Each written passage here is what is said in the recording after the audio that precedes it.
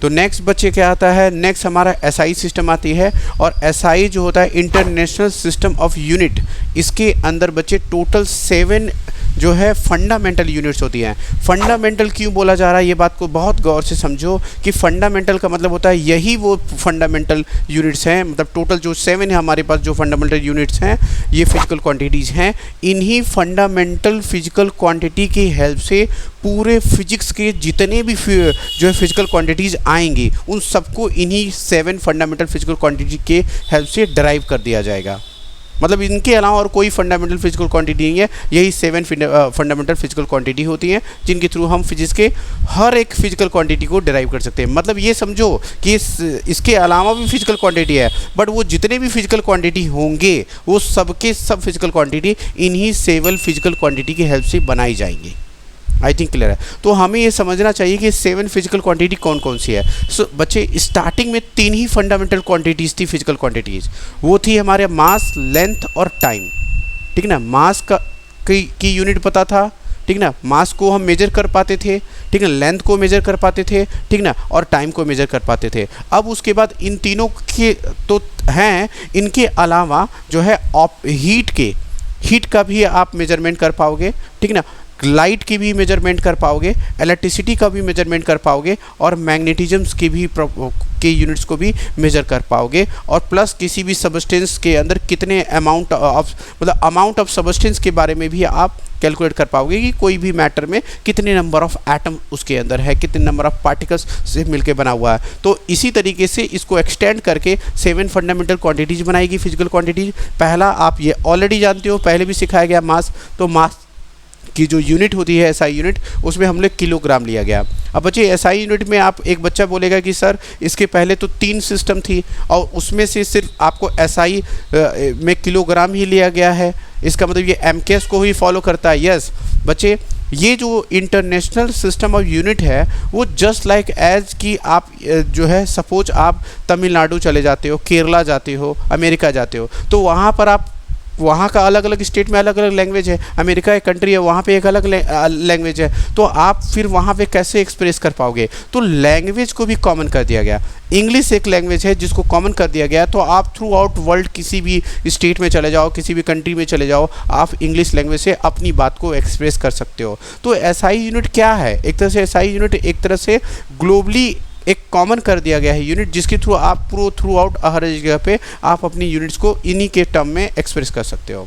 याद रखना ये बात बच्चे, आई थिंक क्लियर हो गया। तो मास का जो यूनिट होता है वो किलोग्राम होता है, सिंबल याद रखना है वो केजी होता है। ये सब उतना ज़्यादा इंपॉर्टेंट नहीं है बच्चे, बट डायमेंशनल फार्मूला बहुत इंपॉर्टेंट है। इस चैप्टर का पूरा मंत्र यही है डायमेंशनल फार्मूला, इसलिए याद रखना मास का जो डायमेंशनल फार्मूला होता है वो ब्रैकेट ऐसे लगाओगे, ब्रैकेट और इसके अंदर कैपिटल M लिखोगे, ठीक है ना। उसी तरीके से लेंथ की यूनिट होती है मीटर। वाव, पीछे सेंटीमीटर भी थे, पाउंड भी थे, बट हम उन लोग को मेजर नहीं कर, फुट थे, पर हम उनको नहीं लेंगे, हम एमकेएस को ही एक्सटेंड कर रहे हैं एक तरह से देखा जाए तो, ठीक है। तो उसकी यूनिट हमारी क्या होगी, मीटर होगी। और अगर मैं डायमेंशनल फार्मूला की बात करूँ तो ऐसे एक ब्रैकेट लगाओ और कैपिटल L यूज़ करनी है, ठीक है ना। अच्छा, टाइम की बात करो तो टाइम की यूनिट हमारी क्या होती है, टाइम की यूनिट होती है हमारी सेकंड, ठीक है ना। टाइम की यूनिट क्या होती है हमारी, सेकंड होती है। और इसका डायमेंशन फार्मूला को भी आप कैपिटल T से रिप्रेजेंट करोगे, वो भी ब्रैकेट के अंदर, वेरी इंपॉर्टेंट, ब्रैकेट के अंदर, ठीक है ना। अच्छा बच्चा, अब टेम्परेचर की बात करो। अब देखो यहाँ से आता है नए फिजिकल क्वांटिटीज़ जो एक्सटेंड हुए एक्सपेरिमेंट के बाद, ये नई चीज़ें भी आई, उनको ऐड कर दिया गया। अब इसके बाद जो है इन्हीं के हेल्प से हम फिजिकल क्वांटिटीज़ बची हुई बनाएंगे, ठीक है ना। तो टेम्परेचर की जो यूनिट होती है वो केल्विन होती है, ठीक है ना। और केल्विन को K से रिप्रेजेंट करते हैं उसकी सिंबल को। और अगर हम उसको यूज़ करें, इसको 2 तरीके से यूज़ करते हैं, कहीं पे भी आप इससे भी रिप्रेजेंट करते हैं और कहीं पे भी आप जो है K से रिप्रेजेंट करते हैं। आप दोनों को डायमेंशनल फार्मूला में इस्तेमाल कर सकते हो, ठीक है ना। अगला, ये इस पर बहुत ज़्यादा क्वेश्चन भी पूछा गया, कॉम्पिटिटिव एग्जाम्स में भी कई बार क्वेश्चन पूछा गया, लुमिनस इंटेंसिटी। तो बच्चे लुमिनस इंटेंसिटी जो होती है लाइट की इंटेंसिटी को मेजर करने के लिए जो है यूनिट लाया गया है। इसकी यूनिट जो होती है, ये फिजिकल क्वांटिटी लाया गया है और इसकी यूनिट जो होती है वो कैंडला होती है। इसको स्मॉल सी डी से रिप्रेजेंट करते हैं, ऐसे सी डी, ठीक है ना, इससे रिप्रेजेंट करते हैं। इसका जो डायमेंशनल फार्मूला होगा वो भी हमारा सी डी, और ये ब्रैकेट में ऐसे डालो, ये हो जाएगा हमारा। आई थिंक ये क्लियर। अगर किसी भी कंडक्टर में अगर करंट फ्लो हो रहा है, ठीक ना, इसका मतलब वो चार्जेस मूव कर रहे होंगे, इलेक्ट्रॉन मूव कर रहे होंगे, तो इलेक्ट्रॉन के मूव करने से करंट फ्लो होता है। तो उसको भी मेजर करने के लिए तो एक और फिजिकल क्वांटिटी आई, करंट, इलेक्ट्रिक करंट, और उसकी यूनिट क्या आई, एम्पियर, और ये हम इसको रिप्रेजेंट करते हैं ए से। और इसके डायमेंशन फार्मूला अगर लिखो तो ये लिखोगे आप, dimension formula, main important dimension formula है बच्चा, मेन इंपॉर्टेंट डायमेंशन फार्मूला है। अब सुनो अगला, देखो आगे भी हम पूरा डिटेल करेंगे। देखो यहाँ पे, अच्छा किसी भी, मान लो ये एक सबस्टेंस है, आगे मैंने एनिमेट किया है, आप उसमें और अच्छे से समझा दूंगा ये दोनों बातें, ठीक ना। तो ये हमारा जो है ये सबस्टेंस है, और इस सबस्टेंस में ढेर सारे, कोई भी मैटर बच्चे, कोई भी दुनिया का कोई भी मैटर किसी न किसी मतलब किसी न किसी पर्टिकुलर एटम या किसी एटम से मिलके बना है। ये याद रखना कि कोई भी मैटर जो है एटम से मिलके बना होगा, वो मॉलिक्यूल से बन के बना होगा या कंपाउंड से मिलके बना होगा। तो अब हमें अगर पता करना हो कि इतने मैटर में कितने नंबर ऑफ एटम्स, पार्टिकल्स या कंपाउंड है, तो इसको मेजर करने के लिए एक और फिजिकल क्वांटिटी आता है, उसको बोलते हैं अमाउंट ऑफ सबस्टेंस, मतलब उस सबस्टेंस में कितने अमाउंट है, ठीक ना। तो देखो उसकी यूनिट है मोल, और उसको रिप्रेजेंट करते हैं ये, और अगर हम इसको डायमेंशन फार्मूला लिखे तो इस तरीके से रिप्रेजेंट करेंगे। आई थिंक ये क्लियर हो गया होगा बच्चे, ठीक ना।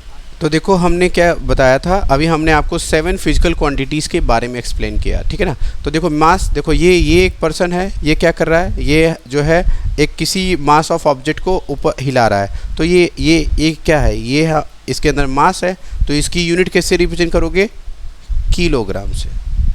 अगर मैं डायमेंशन फार्मूला की बात करूँ तो इसे किससे रिप्रेजेंट करोगे, कैपिटल एम से, ये इसकी डायमेंशन फार्मूला है। आई थिंक क्लियर है। अगर मैं इसकी सिंबल की बात करूं तो इसको केजी से रिप्रेजेंट करोगे। अच्छा देखो यहाँ पर, देखो ये एक टॉर्च है, और टॉर्च क्या कर रहा है, टॉर्च की जो लाइट की इंटेंसिटी जो है इस मेटल पे पड़ रहा है, और जब लाइट की इंटेंसिटी, ज़्यादा इंटेंसिटी का लाइट जब किसी मेटल के सरफेस पे पड़ता है तो उसके इलेक्ट्रॉन इमिट होते हैं और ये मूव करने लगते हैं। तो देखो यहाँ लाइट की इंटेंसिटी को रिप्रेजेंट कर रहे हैं, तो यहाँ पे लाइट की इंटेंसिटी, तो ये लाइट की जो इंटेंसिटी होगी उसको हम लोग किससे रिप्रेजेंट करेंगे, पहले तो इसको बोलेंगे हम लुमिनस इंटेंसिटी, ठीक है ना। एग्जाम्पल ले लिया मैंने आपको समझाने के पॉइंट ऑफ व्यू से, ठीक ना। अच्छा, लुमिनस इंटेंसिटी की जो यूनिट होती है वो होता है कैंडेला, ठीक है ना। और अगर मैं बात करूं कि लुमिनस इंटेंसिटी को किससे रिप्रेजेंट करते हैं, सी से, ये इसका सिंबल है। अगर मैं बात करूं इसका डायमेंशन फार्मूला किससे रिप्रेजेंट करूंगा, तो स्मॉल सी को ये बॉक्स में बंद करो, तो ये मैंने बताया। अब देखो ये क्या है बच्चा, ये मैंने आपको लुमिनस इंटेंसिटी के बारे में समझा दिया। उसी तरीके से जो है, अगर कोई मैटर है, उस मैटर में कितने नंबर ऑफ